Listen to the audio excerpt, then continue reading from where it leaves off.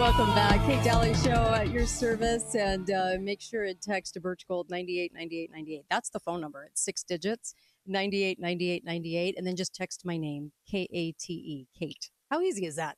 It'll take you 2 seconds. You've got your phone on you. Don't lie, you do.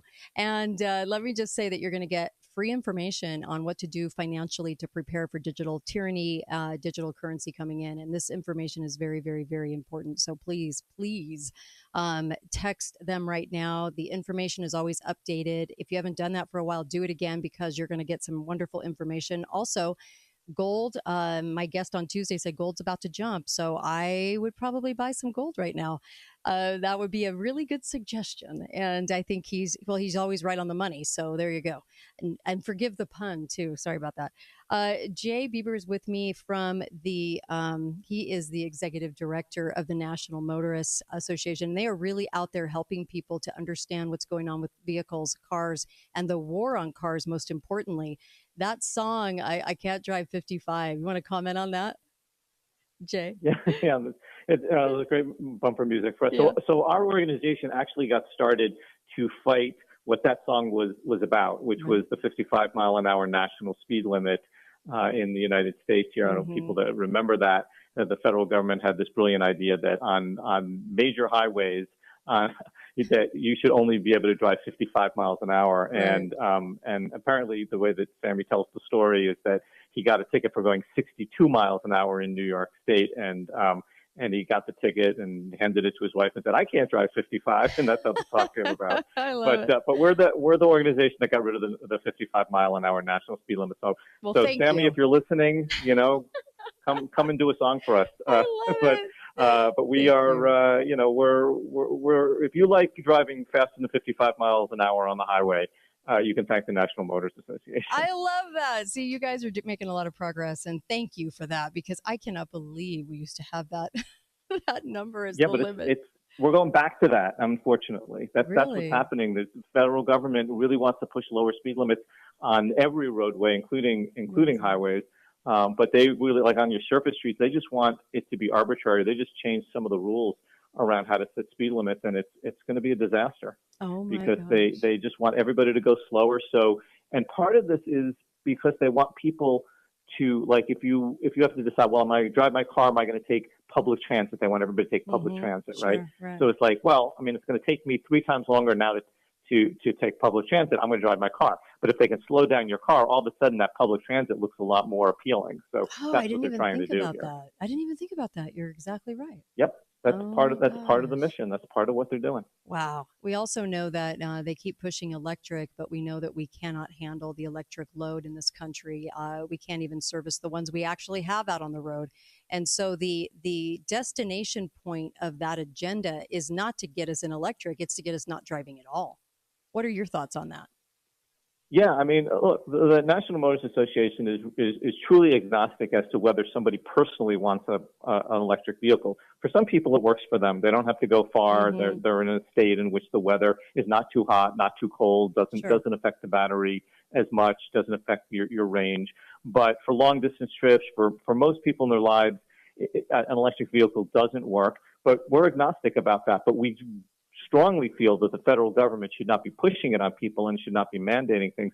What's happening right now is people that had bought electric vehicles, they're going back to regular gas vehicles because they found that for whatever reason it didn't work for them. And that's America. That's the market. Yeah. You make a choice. Freedom. It doesn't work for you, go to a different one. But the government seems like it just wants to tell the people in the government want to tell people how to live their lives. And this is the problem because they think they know better about how you should live your life and how you should get from point A to point B. They know everything about your life and, you will comply. Yeah. Oh, I'm so with you on this. And talk about Russia. Bring up Russia. This is interesting. Yeah.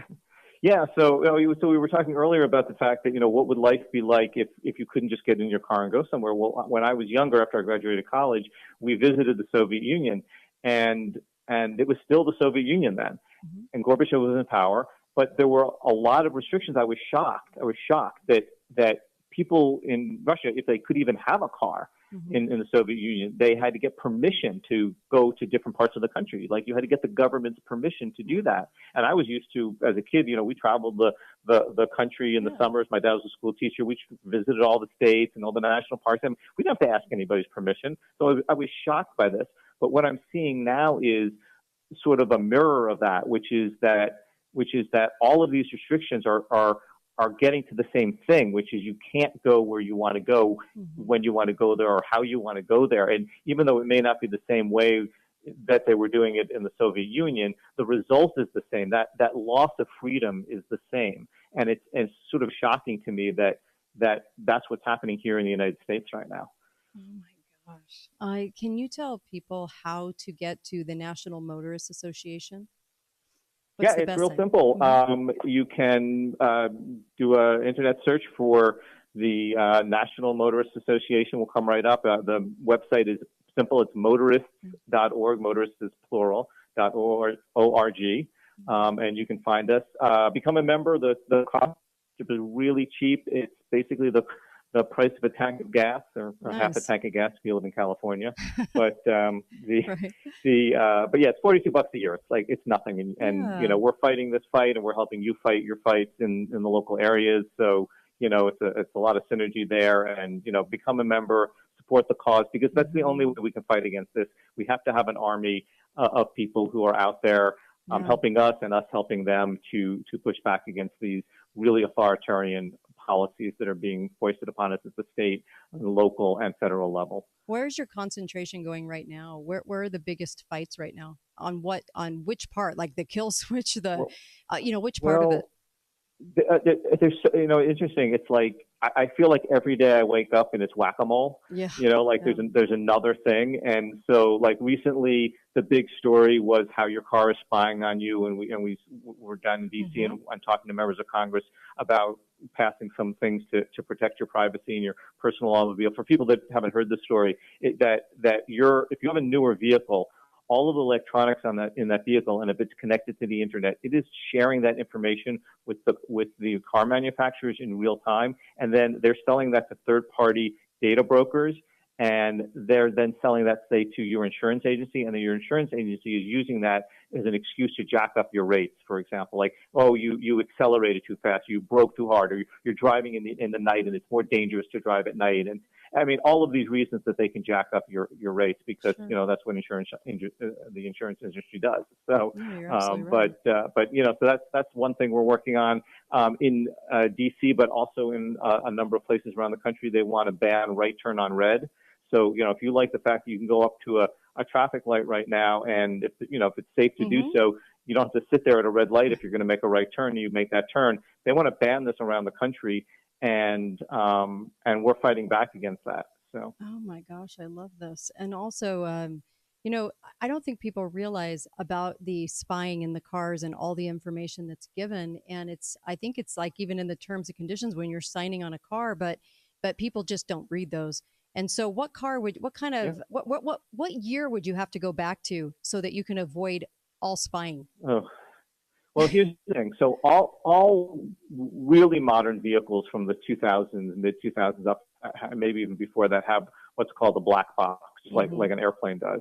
And so that is collecting data. But in terms of cars that are connected to the internet, so anything that has like these Starlinks and the OnStars and all of those kinds of things, those are able to communicate in real time. So if your car is new enough that it has these features in it, then that is most likely a vehicle that has this technology and that they're sharing this information. And there are ways to opt out, at least theoretically, but it's not very transparent and it's kind of difficult. And you have to call the manufacturer, you have to ask, you have to say, how do I go ahead and do this? And sometimes it gets done, sometimes you ask 4 or 5 times. So we want to make that a lot easier, that it's an opt-in, not an opt-out. I'm going to come right back a little bit more with Jay.